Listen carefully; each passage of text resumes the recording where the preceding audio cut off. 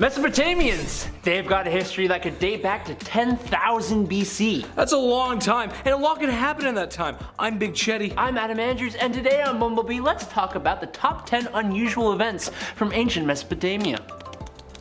Number 10. Great Death Pit. If you were a Sumer king, you likely professed yourself a god and/or a superhuman demigod.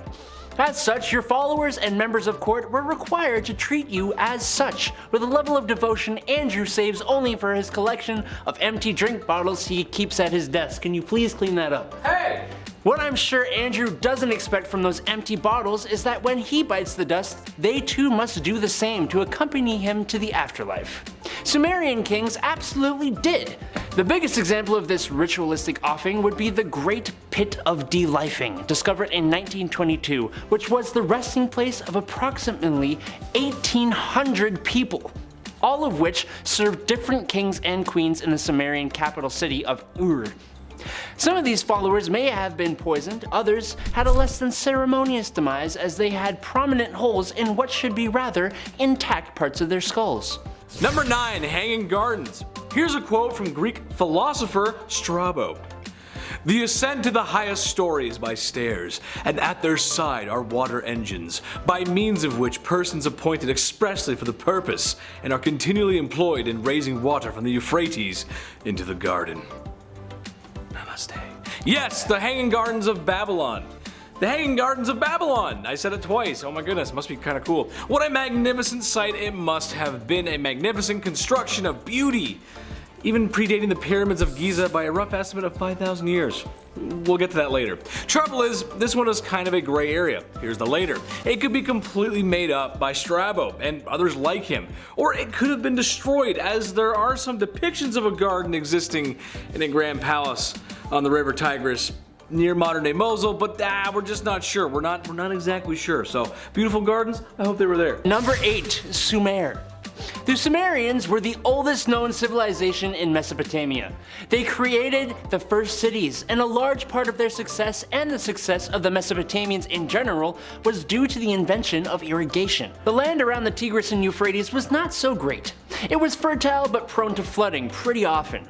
The solution was to divert water from canals into irrigation ditches. The Mesopotamians realized that the water supply from rivers was unreliable, so they dug a maze of ditches from the rivers to their fields. This created a reliable water source for farming. The crops fed the population, and farmers were able to trade the excess produce such as onions, garlic, apples, figs, grapes, and pomegranates. That's how the Mesopotamians really flourished. Number 7. Hammurabi's Law. Law students and those taking the bar, rejoice, because I am talking about Hammurabi's Code. When folks were flocking into cities for the first time, the crime rate would have been something to take note of. Yeah. King Hammurabi made his code of laws, 282 to be exact, to give justice to all. Like in the commercial sector, for example, for those who steal. The principle of an eye for an eye, to make the punishment fit the crime. If you were caught stealing, then perhaps the removal of your arm that stole shall be an acceptable response. Now look, I'm not out here defending crooks. Don't steal, it's bad. But these laws, a little too cruel for me. I'd go through all of them, but well, you need to get back to your bar exam, so good luck out there, folks. I know you can do it. Number 6. The Akkadian Empire. You know you're a big deal when it hasn't been done before you. The Akkadian Empire was literally the first ever empire. They were around for about 100 years and first came to be around 4,300 years ago. And they were big on improving roads and irrigation.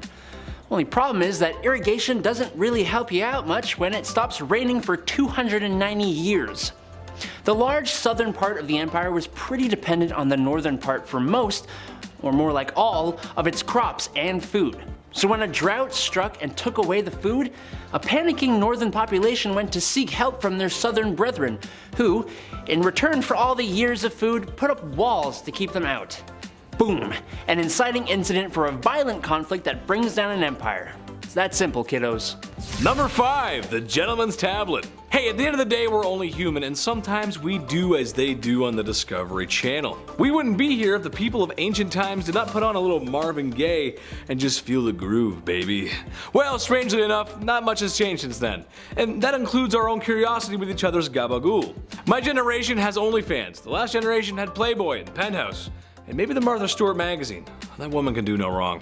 Well, folks, in ancient Mesopotamia, they needed their fix too. Playboy was a few thousand years away, so the next best thing was these clay tablets depicting actions that my editors are wondering how they're even gonna show you. This ain't junior high health class. Y'all know how this works.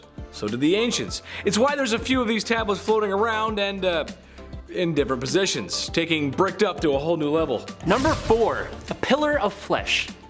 Another empire that rose to prominence in Mesopotamia would be the Assyrian Empire. And the kings here were pretty damn awful. They ruled with bloody iron fists of torture and mass life-ending escapades. One such king, Ashurnasirpal II, inherited a huge, strong army from his father, and using it, he would destroy pretty much anyone who didn't like him in ways that may have left his soldiers with PTSD. Like actually. He burned, blinded, and removed the craniums of rebels, set maidens on fire, and condemned opposing soldiers to die of dehydration in the desert. But I think what may be the worst way he dealt with those who opposed him would be when he flayed all the chiefs who had revolted and built a pillar that he covered with their skin. Hey, I think I feel my lunch coming back up. Andrew, get in here. No. Number 3, Sumerian Suds.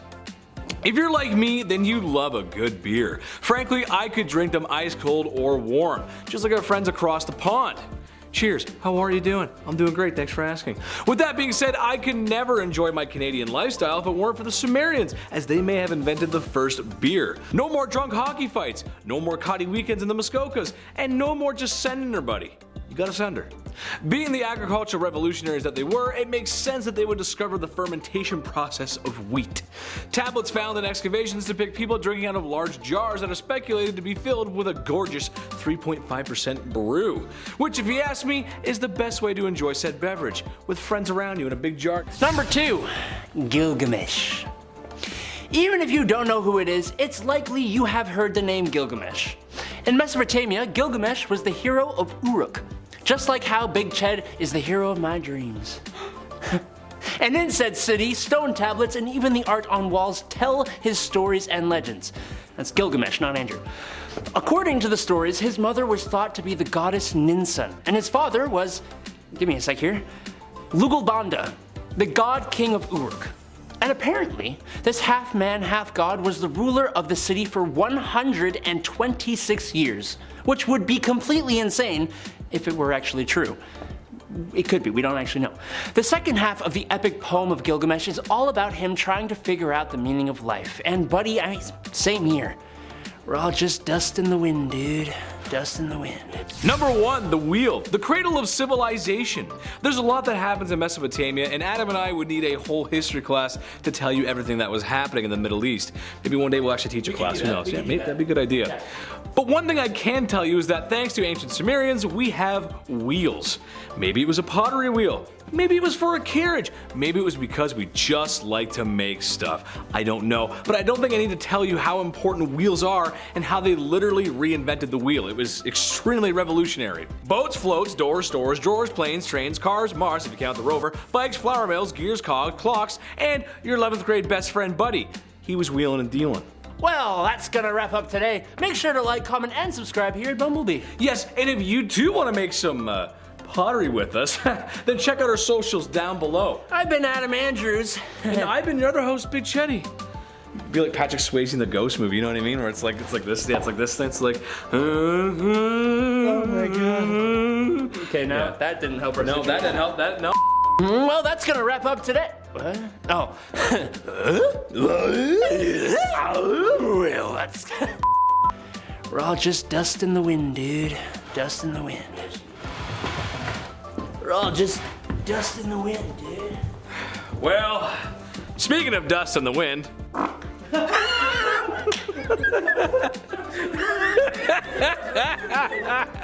was so good. That did, hey. I can fart on command. What do you want me to say, brother? What do you want me to say? The cradle of civil. Oh, that's not very good, is it? Oh, yeah. Spicy. Oh, I don't like that one bit. Oh, now the editor's got something to work with. Spicy. It's got a spicy flavor to it. Oh, yeah. Number 1, the wheel. You might, yeah. Chris is just opening. He's gonna open a window. Sorry, Hey, friends around you in a big jar, just on a straw. Just on a straw. That's. What are you doing there, bud? I don't know. What you doing there, bud? We wouldn't be here if the peoples of ancient. Shut up, Adam. Sorry. Number 9, the Hanging Gardens. Here's a quote from Greek. He's a Greek philosopher. Holy. Yeah, they're all tiny. Everyone's Dude, that's tiny. crazy. My grandfather's about the same height. Yeah. Oh yeah, dude. I'm one of the tallest people in my family. No. Yeah, dude. Wow. Yeah. Hey, yo, Strabo. Hey, Strap. Hey, Strabo. What are you saying about this tree? You know, What are you saying about this? What do you say about that tree over there, Strabo? The land around the Tigris and Euphrates rivers was not so ground. What the hell was I writing? One such king, Ashurnasirpal. Oh no, I'm just gonna try and get that before. Ashurnasirpal.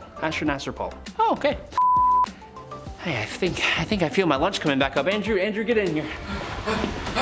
Puke on me. No.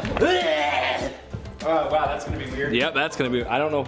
That's improv, folks. That's you just say yes. See, he's shaking his head, but sometimes you just say yes. say yes and then you say no.